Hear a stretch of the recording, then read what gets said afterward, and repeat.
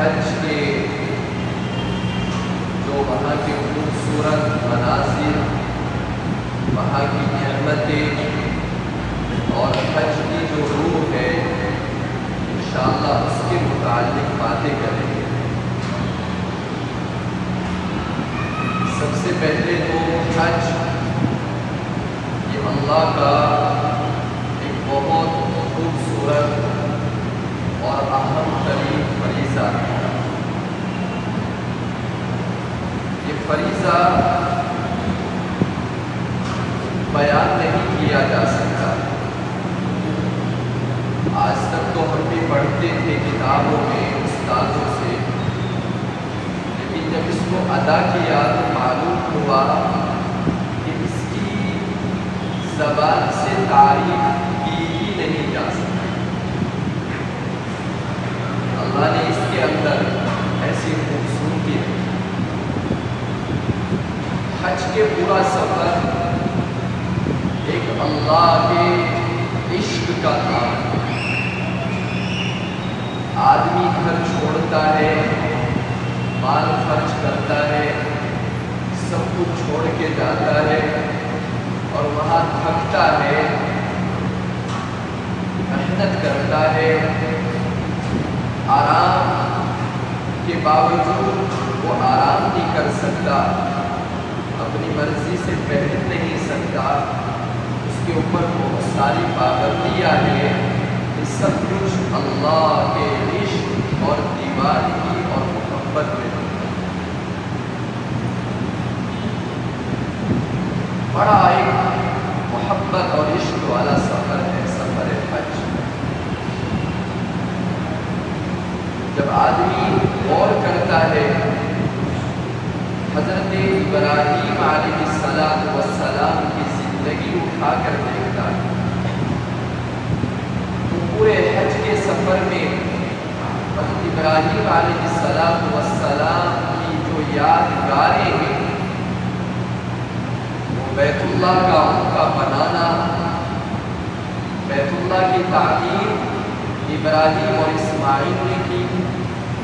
قرآن نے اس کو بیان کیا، وَإِذْ يَرْفَعُ إِبْرَاهِيمُ الْقَوَاعِدَ مِنَ الْبَيْتِ وَإِسْمَاعِيلُ۔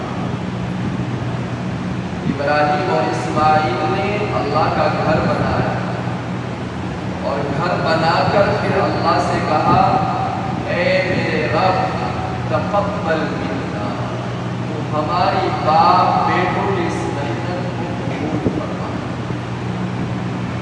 اللہ سے دعا، تقبل منا انک انت السمیع العلیم، بہت زیادہ سننے والا بھی ہے اور جاننے والا۔ پھر اس کے بعد آگے دعا ہے، پہلے پارے میں آخری پیغمبر کی مبعوث ہونے کی دعا بھی حضرت ابراہیم علیہ السلام نے کی۔ اس لیے ہمارے نبی فرماتے ہیں کہ میں ابراہیم علیہ السلام کی دعا کا ثمرہ ہوں۔ ہمارے نبی پاک صلی اللہ علیہ وسلم کہتے ہیں کہ میں ابراہیم علیہ السلام کی دعاؤں کا ثمرہ ہوں۔ مجھے ابراہیم نے مانگا کہ اللہ سے ربنا وابعث فیہم رسولا، یہ دعا، اے میرے رب مبعوث فرما کوئی رسول ہم میں سے۔ پھر آپ کی عالم لکھی ہے آگے آپ کے کام۔ حضرت ابراہیم علیہ السلام، اللہ تعالیٰ نے ان کی نسل سے 4000 انبیاء پیدا فرمائے۔ حضرت ابراہیم علیہ السلام کی نسل سے اس دنیا میں 4000 نبی آئے۔ اتنا بڑا تھا ابراہیم علیہ السلام۔ اور قرآن کریم میں حضرت ابراہیم علیہ السلام کا ذکر، ان کا نام اللہ نے 77 دفعہ لیا، 77 دفعہ۔ اور آخری نبی کو جب پیدا فرمایا ان سے بھی کہا کہ فَاتَّبِعْ مِلَّتَ إِبْرَاهِيمَ حَنِيفًا، کہ تمہیں ملت ابراہیمی کی اتباع کرنی ہے، انہی کا مذہب۔ اللہ تعالیٰ نے اس حج کے سفر کو بھی حضرت ابراہیم علیہ السلام کی یادگاروں سے تازہ فرمایا۔ بیت اللہ کا طواف، آدمی نماز پڑھتا ہے تو کہنے والا، دیکھنے والا کہتا ہے یہ عبادت کر رہا ہے۔ آدمی قرآن پڑھتا ہے تو دیکھنے والا کہتا ہے یہ عبادت کر رہا ہے۔ آدمی ذکر کرتا ہے، تسبیح پڑھتا ہے تو دیکھنے والا کہتا ہے یہ عبادت کر رہا ہے۔ لیکن جب آدمی دو احرام کی چادر جسم پہ ڈال کے وہ بیت اللہ کے چکر کاٹتا ہے، ایک دیوانگی ہے، ایک محبت ہے، ایک عشق ہے، تو کہنے والا یہ نہیں کہتا یہ عبادت کرتا ہے، کہتا ہے کیسی دیوانگی ہے، ایک کیسا عشق ہے، ایک کیسا پاگل پن ہے، یہ سب کچھ کیوں کر رہے ہو؟ اللہ کے عشق میں کر رہے ہیں۔ ہر آدمی حج میں 40-50 لاکھ کا مجمع ہوتا ہے، دنیا جہان کے ملکوں سے لوگ آتے ہیں، کسی کی کوئی زبان ہے، عربی بولنے والوں کی بھی کئی سو زبانیں، الگ الگ انداز، کوئی کس زبان میں اللہ کو پکارتا ہے، کسی کا قد لمبا ہے، کسی کا چھوٹا ہے، کسی کے ہونٹ موٹے ہیں، کسی کا چہرہ بھاری ہے، کوئی کالا ہے، کوئی بہت زیادہ کالا ہے، بہت زیادہ گورا ہے۔ یہ سب دنیا جہان سے جتنے اللہ کی محبت میں آئے ہیں، یہ سب اللہ کو منانے، اس کو راضی کرنے آئے ہیں، اور ایک دیوان کی محبت میں اللہ کو پکارتے ہیں۔ تو یہ سب اللہ کے عشق کا نام ہے، حضرت ابراہیم علیہ السلام کی یادگار۔ پھر اس کے بعد صفا مروہ کی دوڑ جو واجب ہے، یہ بھی سب حضرت ابراہیم علیہ السلام کی جو بیوی ہے حضرت ہاجرہ علیہ السلام، ان کی یادگار۔ اس کا کچھ واقعہ اس طریقے سے ہے، تاریخوں میں جو لکھا ہے کہ 84 سال کی عمر تک حضرت ابراہیم علیہ السلام کو کوئی اولاد نہیں تھی۔ 84 سال کی عمر ہو گئی، بڑھاپے، کوئی اولاد نہیں، اور 3 بیویاں ہیں، حضرت مریم، حضرت سارہ، کوئی اولاد نہیں۔ پھر مصر کے بادشاہ نے ان کو اپنی بیٹی دی نکاح میں، جن کا نام حضرت ہاجرہ علیہ السلام ہے۔ یہ ہاجرہ کون ہے؟ یہ بادشاہ کی بیٹی ہے۔ ان کے نکاح میں آئی حضرت ابراہیم کے ہاجرہ، کچھ مہینوں کے بعد بیٹا پیدا ہوا، حضرت اسماعیل علیہ السلام۔ یہ وہ بیٹا پیدا ہو رہا ہے حضرت ہاجرہ کے بدن سے کہ اللہ نے بتا دیا کائنات کو، یہ وہ بیٹا ہے اسماعیل، کہ اسی کی نسل سے آخری پیغمبر محمد عربی صلی اللہ علیہ وسلم دنیا میں تشریف لانے والے، یہ وہ بیٹا ہے۔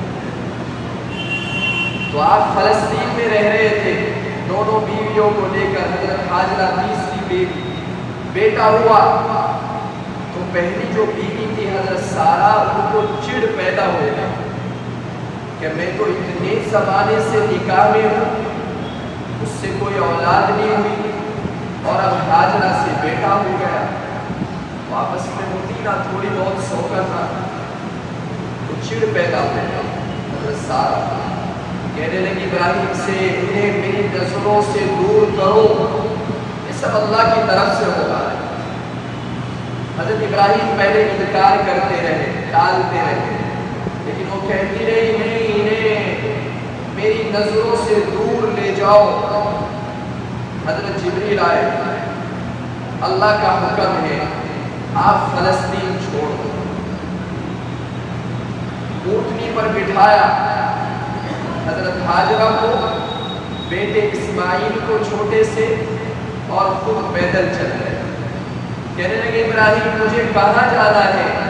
جبریل کہنے لگے راستہ ہم بتلائیں گے، اللہ نے بھیجا۔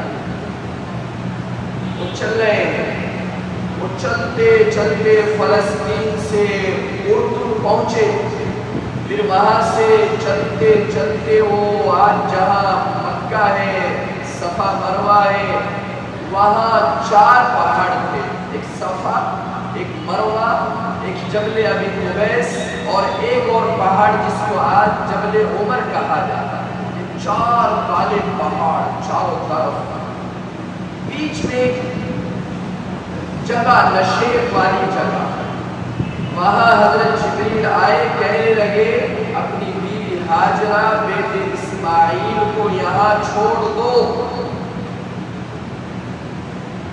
حضرت ابراہیم کو آگ میں ڈالا گیا تو انہوں نے کچھ نہیں کہا، خاموش، کہنے لگے حسبنا اللہ و نعم الوکیل۔ لیکن جب یہاں اس وادی میں چھوڑا جہاں جنگل ہے، بیابان، کالے پہاڑ ہے، اور بیوی ہے شہزادی، اور چھوٹا سا بیٹا ہے، اور حضرت جبریل کہہ رہے ہیں چھوڑ کے آپ یہاں سے چلے جاؤ، تو کہنے لگے میں انہیں یہاں کیسے چھوڑوں؟ حضرت ابراہیم کہہ رہے جبریل سے، کہنے لگے اللہ کا حکم اسی طرح۔ تو بیوی بچے کو چھوڑ کر ابراہیم علیہ السلام چلے، بیوی پریشان، حضرت ہاجرہ کہ آپ کہاں جا رہے ہیں؟ جب چلتے چلتے ابراہیم علیہ السلام 4 میل کے فاصلے پر خدائی پہنچے، خدائی آج وہاں بس اسٹیشن ہے، خدائی جو حاجی عزیزیہ میں ٹھہرتے ہیں، جو مکہ سے خدائی جاتے ہیں، وہاں سے بس دوسری پکڑ کر عزیزیہ جاتے ہیں۔ تو ابراہیم علیہ السلام چلتے چلتے اپنی اونٹنی پر خدائی پہنچے۔ اب حضرت ہاجرہ سوچنے لگی کہ کوئی شاید اللہ کا حکم ہے جو مجھے اور بچے کو چھوڑ کر جائے۔ تھوڑا سا پانی تھا ان کے پاس اور ستو، کہنے لگی حضرت ہاجرہ اللہ امرک، کیا یہ اللہ کا حکم ہے؟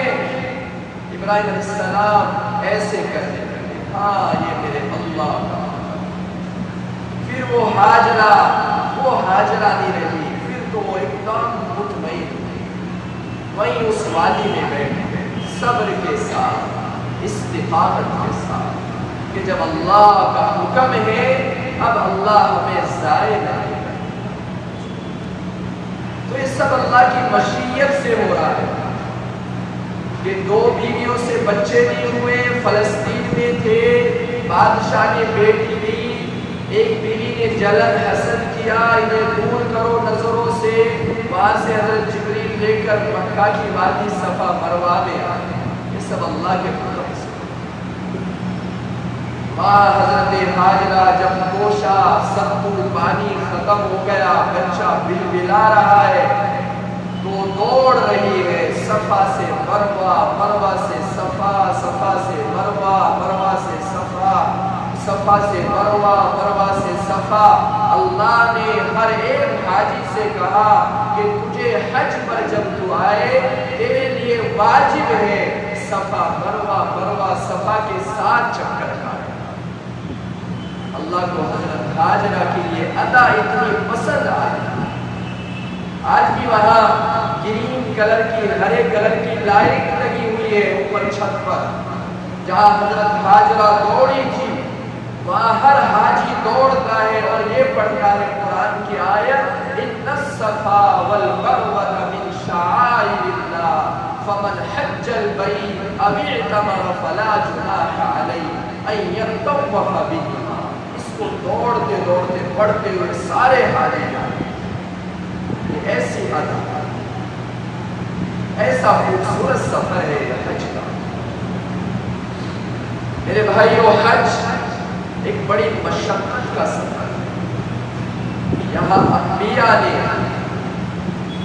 مشقت اٹھائی ہے، بہت زیادہ پیدل چلنا پڑتا ہے، بہت چلنا پڑتا ہے۔ میرے خیال سے جو پورے مہینے میں نے جو اپنے موبائل میں دیکھا تھا، میں تقریباً 100 سے 150 کلومیٹر دور مہینے میں پیدل چلا ہوں۔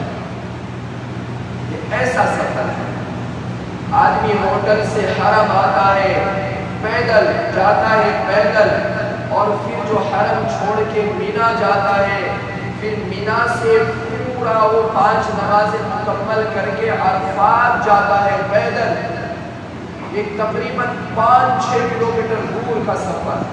پھر عرفات سے پھر مزدلفہ آئے گا، وہ 8-10 کلومیٹر دور کا سفر پیدل۔ 40 لاکھ کا حاجی، چاہے کوئی کتنا بڑا بادشاہ کیوں نہ ہو، اس کا لباس ایک ہے۔ اللہ نے کہا جبہ پہن کے نہیں آئے گا، اب ٹائی لگا کے کوٹ پہن کے نہیں آئے گا، اب سب کو ایک لباس میں آتا ہے، 2 چادریں ہیں سفید۔ میدان عرفات کا وہ منظر جہاں آدمی کے جسم پر 2 چادریں ہیں، کوئی اگر کھو جائے وہ اپنی نشانی بھی نہیں بتا سکتا کہ میں نے ہری ٹوپی پہنی ہے یا میرے جسم پر کالے رنگ کا صافہ ہے۔ سب کے جسم پہ سفید چادریں ہیں، آدمی کی برابر میں کوئی کھڑا ہے اس کا اپنا، وہ پہچانتا بھی نہیں یہ میرا ہے، سب ایک جیسے لباس۔ ایسا منظر میدان عرفات، زوال سے لے کر غروب آفتاب تک 9 ذی الحجہ کو ہر ایک حاجی کو میدان عرفات میں وقوف کرنا ہے، ٹھہرنا ہے۔ یہ حج کا سب سے بڑا رکن ہے وقوف عرفہ، جو فرض ہے، جو فرض ہے۔ 40 لاکھ حاجی ایک میدان میں، اور وہاں کی گرمی، یہاں تو کچھ بھی نہیں، آپ وہاں کی گرمی فرش کی طرف نہیں دیکھ سکتے، ایسی گرمی۔ جوان لوگ، ایک مرتبہ کو بالکل ایسا ہو جاتا ہے کہ شاید آج تیری زندگی ختم، ایسی گرمی، ایسی مشقت۔ کیونکہ اللہ تعالیٰ نے قیامت کے دن جو میدان محشر ہوگا وہ بھی اسی میدان عرفات ہی میں لگے گا۔ جو حشر کا میدان آپ نے سنا ہے وہ یہی میدان عرفات میں ہوگا، اور واقعتاً جب آدمی حج کے سفر میں عرفات کے میدان میں پہنچتا ہے، اس کو وہ میدان محشر کا منظر یاد آ جاتا ہے۔ کسی کے اپنے ہیں وہ اکثر غائب ہو جاتے ہیں بھیڑ کی وجہ سے۔ میں خود اپنی بیوی اور بچوں سے 2-3 گھنٹے ہم غائب ہو گئے، پیشاب کرنے نکلے میں مسجد نبرہ سے، اب وہ مجھے نہیں مل سکی، میں اسے نہیں مل سکا، بھیڑ اس قدر۔ اب 3 گھنٹے موبائل کی بیٹری ختم، کوئی ریچارج، کوئی چارج نہیں کر سکتا، میرا بیلنس ختم، بیوی کا فون سوئچ آف، اللہ کو دکھانا تھا۔ غروب آفتاب سے 2 گھنٹہ پہلے ہمیں پیشاب لگا، باہر نکلے، اندر نہیں جا سکے، کتنی یہ سب اللہ کو دکھانا تھا۔ اتنا پریشان آدمی ہو جاتا ہے، اپنوں کو ڈھونڈتا ہے مجھے کسی طرح ملتا ہے۔ آدمی سوچتا ہے کہ اگر کوئی الگ ہو گیا وہ شاید پتہ نہیں بچے گا رہے گا۔ بھیڑ کی وجہ سے لوگ مر رہے، میں نے اپنی آنکھوں سے دیکھا، کوئی ویل چیئر پہ بیٹھا بیچارہ مر گیا، روڈ پہ پڑا مر گیا، کوئی کسی کو نہیں دیکھتا، مر رہا ہے تو مر رہا ہے، ہر آدمی کو اپنی پڑی۔ عورتیں نمبر کاغذ پہ لکھ کے جس کے پاس فون دیکھتی ہے، یہ میرا نمبر لگا دو، میرا نہیں، اپنا نہیں مل رہا ہے، پریشان ہے۔ ایسا قیامت والا منظر ہے۔ پھر آدمی غروب ہوتے ہی 40 لاکھ کا یہ مجمع مزدلفہ کی طرف جو پیدل جاتا ہے، ایک عجیب خیر خوبصورت سفر ہے حج کا میرے بھائیوں۔ یہ سارے ارکان، وقوف عرفہ، مزدلفہ کی رات، شیطان کو کنکری مارنا، یہ سارا سفر مکمل کر کے جب آدمی حرم آتا ہے، طواف زیارت کرتا ہے، اپنے ہوٹل میں پہنچتا ہے، تو بس اس کا دل یہ کہتا ہے، اے اللہ میں تجھے ڈھونڈنے آیا تھا، تو مجھے مل گیا، میں تجھے تلاش کرنے آیا تھا، اللہ تو مجھے مل گیا۔ بس یہ اس کو تسلی ہے۔ ایسا خوبصورت آدمی کے جسم پر نہ گوشت رہتا ہے، چلنے کی وجہ سے، محنت کی وجہ سے، نہ وہ رنگت رہتی ہے دھوپ کی وجہ سے، لیکن بس دل میں یہ امنگ ہے، اللہ تو مجھے مل گیا۔ فَفِرُّوا إِلَى اللَّهِ، سب اللہ کی طرف دوڑ رہے ہیں، اسے تلاش کر رہے، اللہ بس تو مل گیا، مجھے سب کچھ مل گیا۔ یہ ایسا ہے۔ اور آدمی دعا کرتا ہے، اللہ ہر مومن کو، ہر کلمہ گو کو اللہ اپنے گھر کی زیارت ضرور نصیب فرمائے۔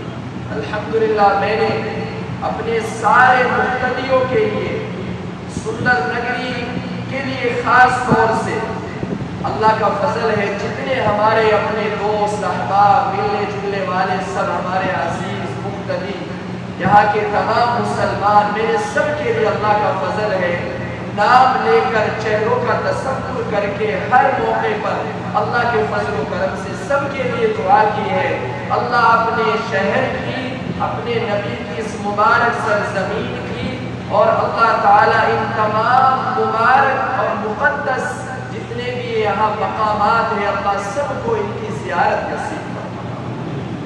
اللہ کے فضل و کرم سے آپ حضرات کی دعاؤں سے اللہ نے بڑا اچھا ہمارا سفر مکمل کرایا۔ آپ حضرات کے لیے، سب کے لیے ہم نے دعا کی، آپ نے ہمارے لیے دعا کی، آپ کے سامنے بیٹھے ہیں۔ اللہ ہمارے سفر حج کو قبول فرمائے، اور اللہ آپ حضرات کو بھی اس گھر کے لیے، اس زمین کے لیے قبول فرمائے۔ وآخر دعوانا الحمدللہ۔